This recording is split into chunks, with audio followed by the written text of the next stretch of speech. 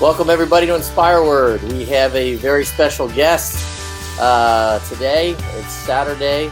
Bear Woznick is going to join us.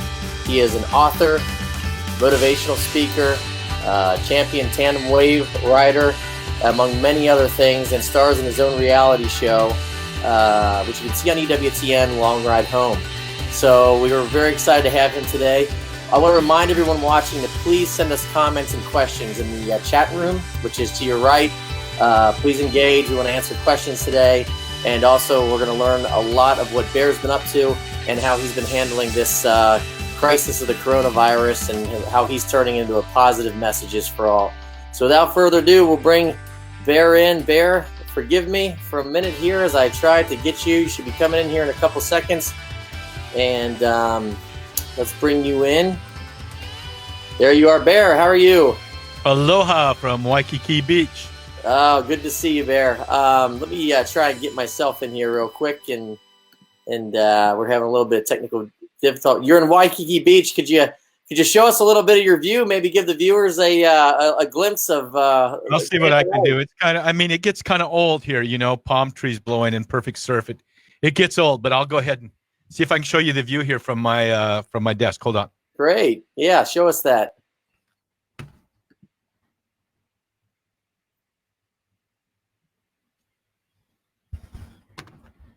So that's Beautiful. Waikiki Beach.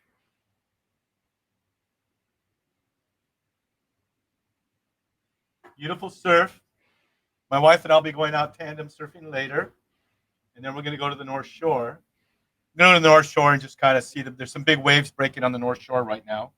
And this below me,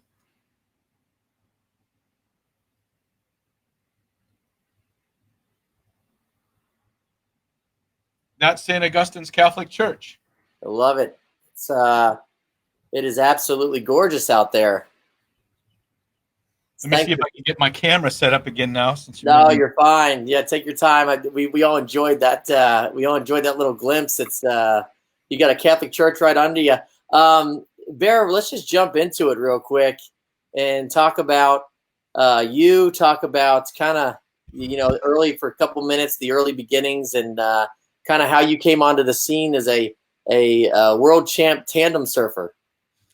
There I was, blonde, blue-eyed, bronzed, and buff, and in my prime. I have a friend of mine, Crazy Todd. He's a big wave. In fact, his website his email is Big Wave Rider Todd, and he's like a big wave rider, man. And he's towed my son into 85-foot surf, and I go out because he's my friend. He makes me go out and ride some of the big waves too. But he, I kind of gave him some notoriety. But I get invited to be on, surfing TV shows and stuff, and I would drag him along, and then pretty soon he was the star. You know what I mean? Yeah.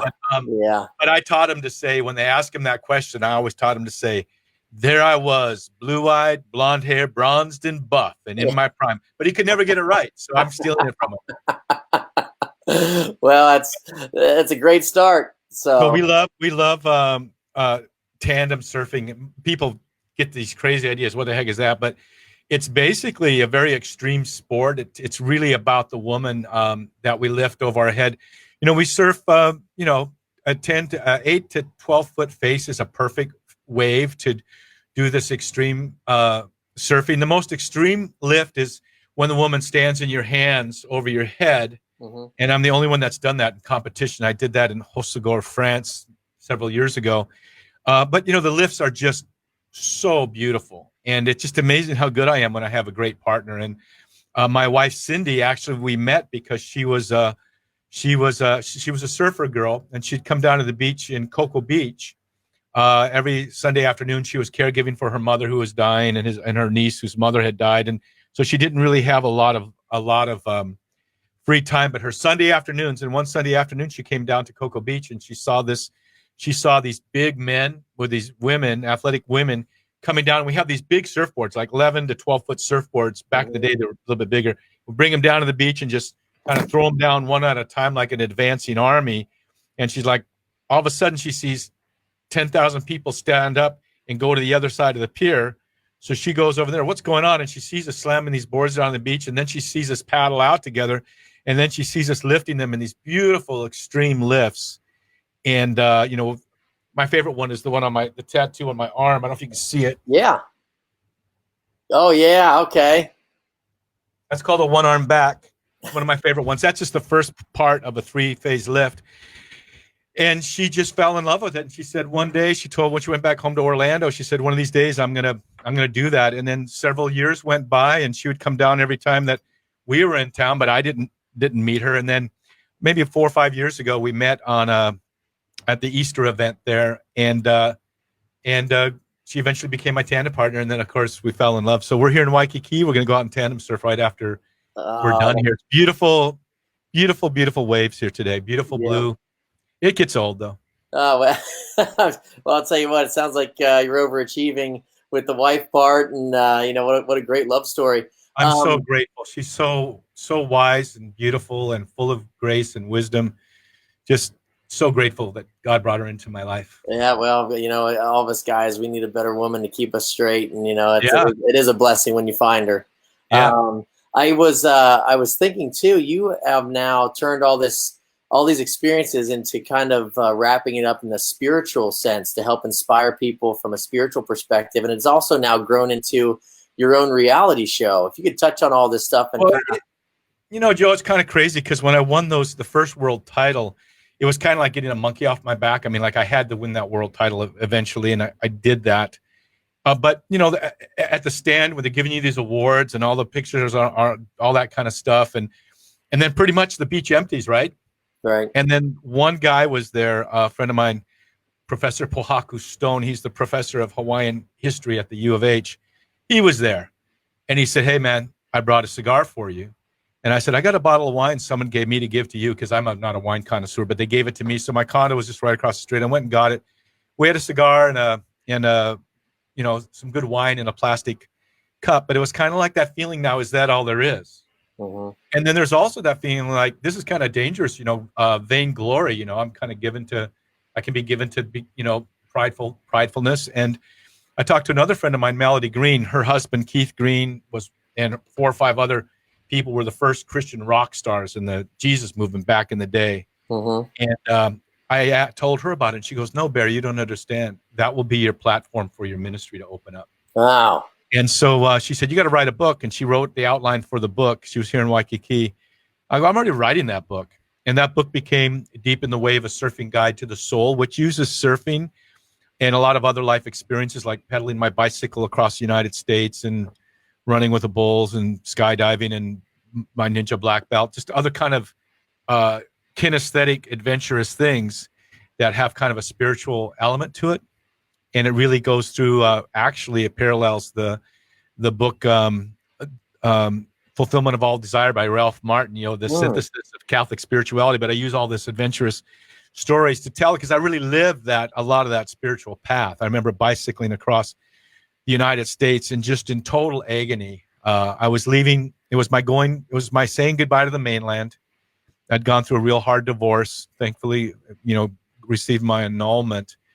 And I was in agony, and I was pedaling across the United States, mostly in agony for my children, and just feeling like I'd done all I could, but I just felt like maybe I hadn't done enough.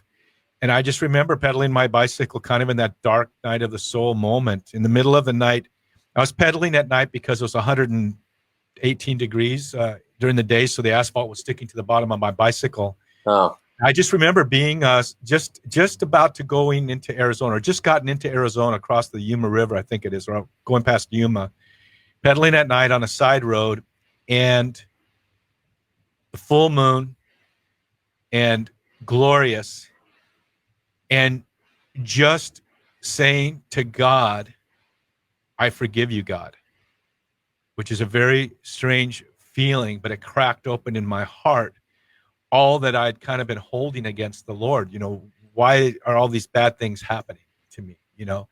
And there was I'm not really given to tears, but there was a breaking point there. And it's kind of like I learned there that in life, when you get to that bitter end, I also used to sail my boat, the Tandem Girl, and my sailboat. And, I would sail alone. It was during that lonely time too. And people who sail alone usually trail a rope out, beyond their sailboat in case they fall off. Interesting. And there's knots about every 10 feet. And that last knot is called the bitter end, because if you miss that, Yeah. you're on your own in the middle of the ocean. And I felt I'd gotten to the bitter end. And it's almost like, I know there's a lot of people right now going through a lot of stuff, but it's almost like when you get to the end of yourself, when you're really broken, that's where you find yourself. Jesus said, he who loses himself, for my sake will find himself, something like that, paraphrasing it. At that moment, when everything is broken and empty, is where it gets kind of quiet eventually. Yeah. And that's where you can hear Jesus knocking. It's really there at the deepest part of your soul where you've never even been, that temple curtain is waiting to be drawn apart. And all we have to do is say, I give up, Jesus. I've done it my way. I mean, I was a Christian. I mean, I'd given my life to the Lord 20 or more years, 25 years before. But even believers have to come to that point of just the dark night and the total surrender. Yeah. And then that kind of began a lot of things for me. The books came out, and then the radio show, The Bear Woznick Adventure on EWTN, and then Long Ride Home, the TV series. But it started out, it's really interesting how it starts out. It's kind of like when you wipe out on a real big wave. Yeah. You really tumbled about. You do not know where you are. And if it's a 24-foot wave or something bigger like that at Waimea, it drives you, it pummels you. You got to bring your hands in close into the fetal position, and it even gets dark. And that's like that dark night. You bring you're in, like, you're so vulnerable, and you're tumbled about. You don't know where you are. And then if you're lucky, you hit bottom. It's really good if you hit bottom, even if the reef's a bit sharp, because you can push off from there, And as you're pushing off, you look for the light, because it gets dark. You don't know which way's up, and you look, what's the brighter area? And you swim and you swim. And the closer you are to breathing in fresh new life, the worse you feel. You don't feel better, you feel worse. And then there's that moment after a minute or 2-minute hold down where you break through the surface, and your capillaries, your eyes, the sun pours into you as the oxygen pours into you, and you feel that new life. But for those who are facing this kind of difficulty right now in their lives because of all that's going on around you, it might feel like it's getting worse and worse. But during the dark night, in actuality, the light has never been brighter. It's almost like coming out of a movie theater after a matinee in the middle of a bright summer day. It's so bright that it blinds you, or like when someone would take a flash bulb back in the day, it would blind you. When you're in this dark night, it's never been brighter. The light of God is shining on you so bright that it just feels dark. And so continue to swim up. It's going to feel worse. I remember as soon as I pedaled into that desert of Arizona, as long as it seemed I wouldn't get out of it till I got on the other side of San Antonio, which was 1,200 miles. As soon as I was pedaling into the desert, I was on my way out. So for those of you who are in the desert or going through this dark time, just keep one pedal stroke at a time. Like my ninja sensei used to say, you can do one more of anything, as he was pressing down on my shoulders when I was doing push-ups. Well, Bear, that how you relate that to, surfing and getting barreled in a wave is such an inspirational analogy, because that's exactly what most people are feeling right now. They're underwater. They're facing challenges that they weren't even prepared for, whether it comes to them losing a job or just monetary challenges out of it, which adds all that stress to life. So what would be your inspirational advice for folks being stuck at home now with family? And how are you spending your time with your wife? And what would be your advice to them for a guy that knows how to overcome adversity? 2 words: jigsaw puzzles. We're on our 4th jigsaw puzzle, and my wife and I say, why would anybody want to waste their time doing that? But yeah, jigsaw puzzles. That's all I got. Yeah. Actually, here in Hawaii, what I'm seeing that's so amazing, Cindy really sees it. In Hawaii, there is still the company of men. Men still hang out together, but it's not like at a bar watching football. It's like we're out canoe, paddle, or surfing, or kanakapile, barbecue on the beach. But when you're having the music and the ukuleles and the drums, whatever, the men still kind of hang out. There is this company of men here. And what I'm seeing so amazing to me here is the beaches are not open, but the surf is.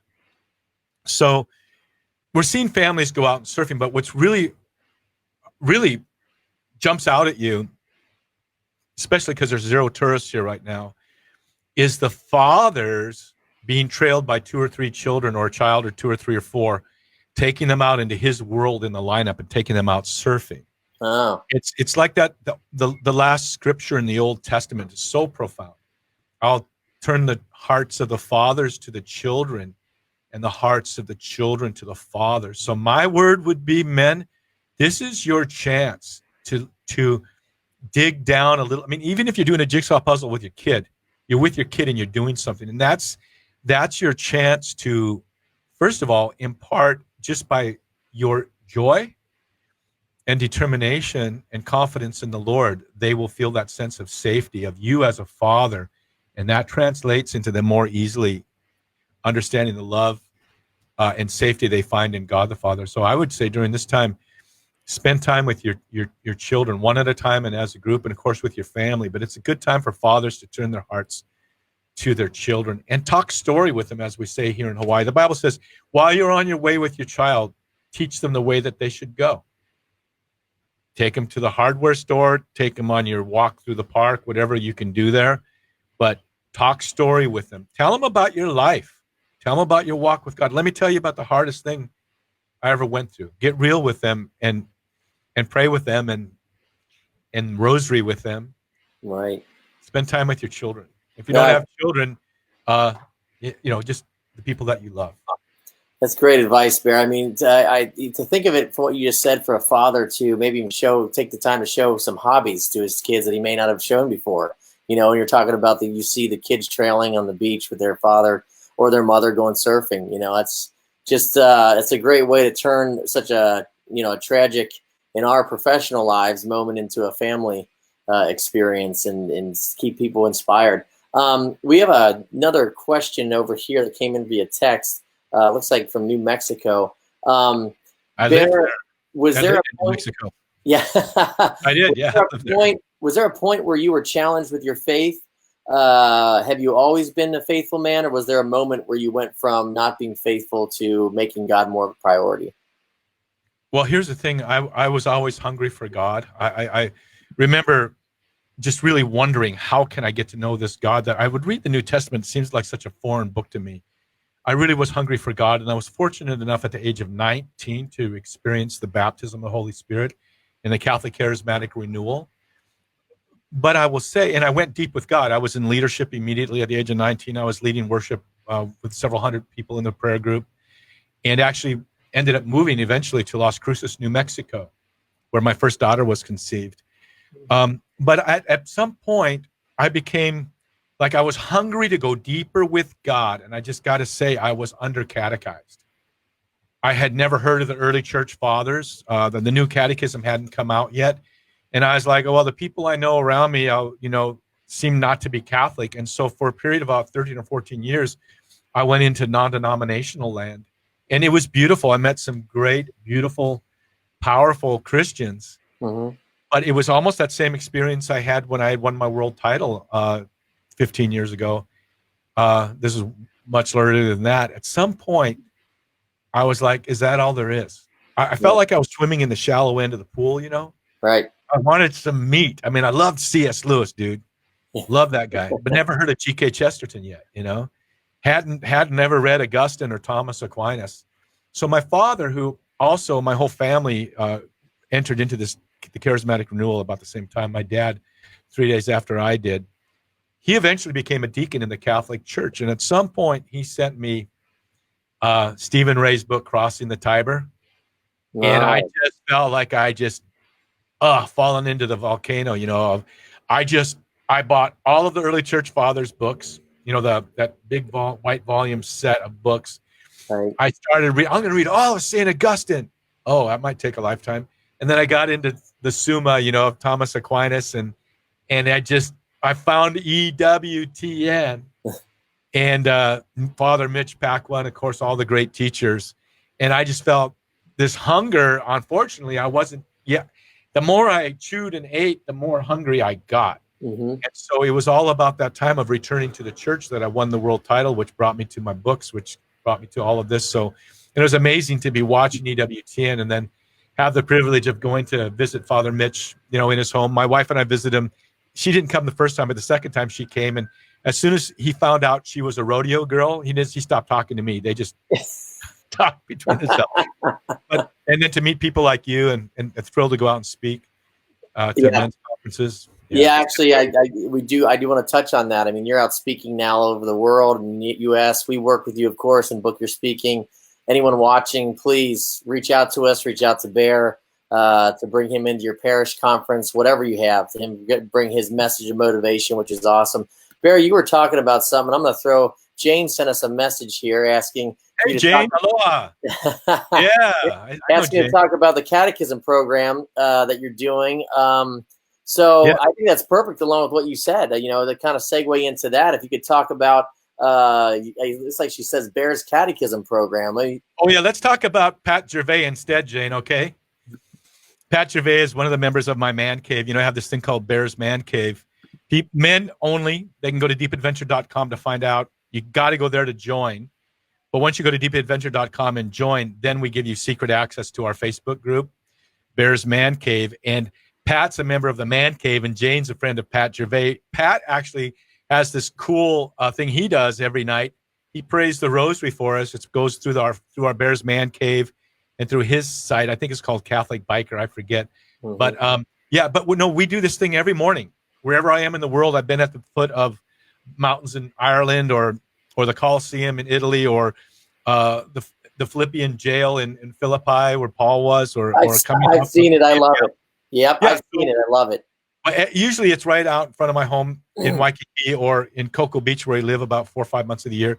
And we go through the entire catechism line by line. So we're going through it now for our second time. The first time it took us 3 years to go through, but it's on Facebook Live, 7 a.m. Bear time. So wherever I am in the world, my time, it's 7 a.m. So people need to follow us at Bear Woznick Deep Adventure on Facebook.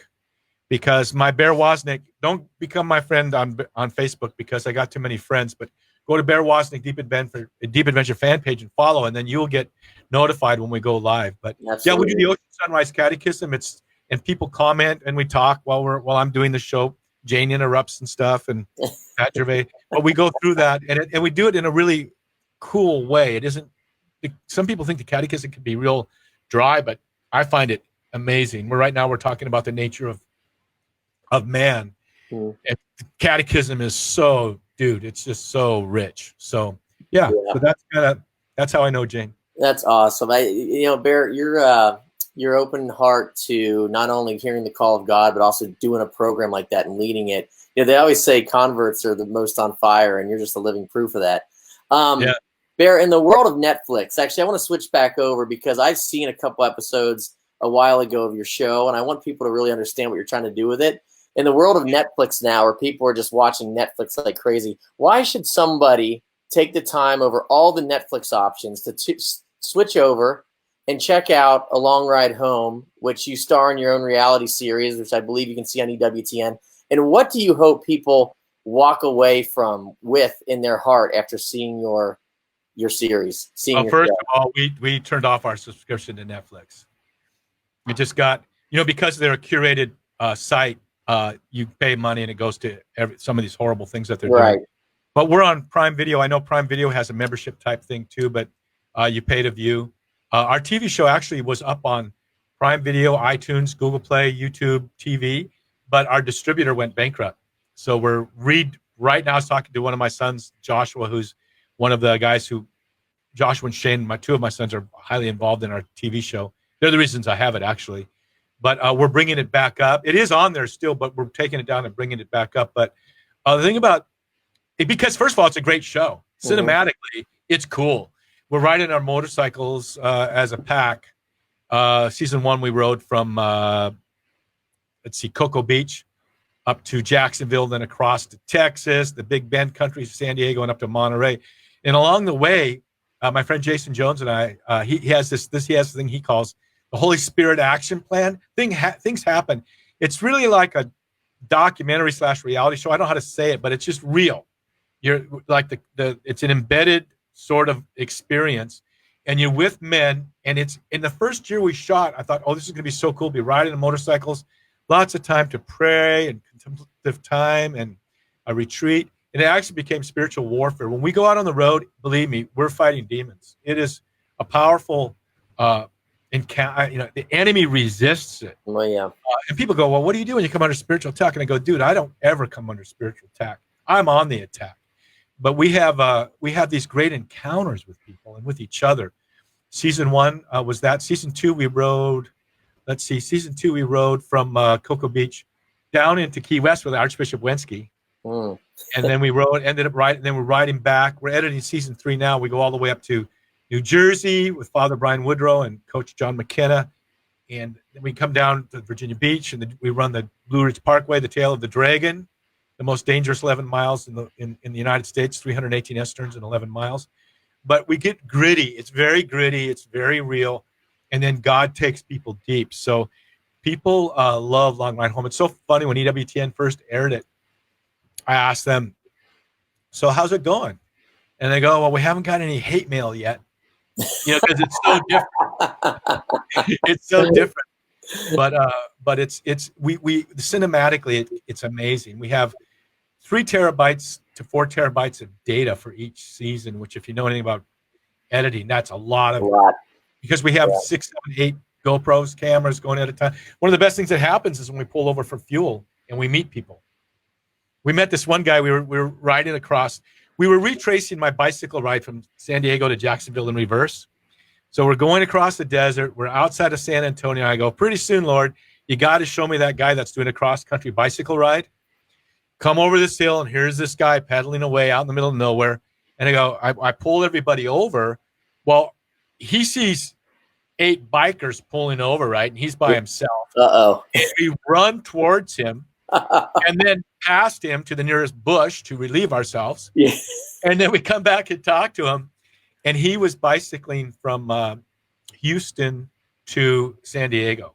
Oh. And so we got to share with him. And Father Mark Goring was there and prayed a blessing for him. And then, boom, we were gone. Then after being in the Big Bend for 4 or 5 days, I thought, I bet we're going to see him again. It was just me and Tony by that time. We were finishing the ride, just the 2 of us off to San Diego. And sure enough, within 10 minutes, I come over the rise, and there he is. And we go talk story with him. And he goes, brah, well, he didn't speak pidgin, but he goes, I've been stopping in every little town, going to the church and praying. And he had a breakup with a girl, which is a lot of the times why there's a story for men. And we didn't know he was Catholic, and he was going deeper with God. We have all these incredible encounters. Wow. That's so inspirational. Bear, a couple more. I'm having so much fun talking to you, and you got such a great way of articulating your experiences. If you could share, there you go, Long Ride Home. If you could share final as we close out here, you are a trained karate black belt. Not only that, on the level of a ninja status, which is very rare. You're a world champion in tandem surfing, and both things take a lot of training, a lot of discipline, and a lot of adversity. Could you kind of relate some experiences there to folks back home right now, just going through stuff where light at the end of the tunnel isn't really there yet? Not to make light of it, but turn your adversity into adventure. And we say at Deep Adventure, our website, deepadventure.com, that the most radical thing you can do in life is abandon yourself to the wild adventure of God's will. God's will is radical. It's wild. It's out of control because you're not in control. You abandon yourself to his will. It's like dropping into a big wave. When my son dropped into that 85-foot wave, once he came over the lip of that wave, the 8-foot thick lip, he was abandoned to that wave. He had to ride it for close to 1.5 miles down the line before he could kick out. At one point, he was totally barreled inside this wave, and it gets dark. It gets dark when there's a big wave, when that shadow throws over you. But the place he was at one point, he didn't even realize it. He was inside the barrel and not knowing it because he was so focused on going down the line. And he was deep inside that barrel, so big, 3 semi-trucks probably could have been inside of it. And he looked up and he was locked into this barrel. And that's the thing. It's like we want to go deep with God. We want to be hidden. When you're riding a big wave like that, people can't see you from the beach. You're hidden in Christ.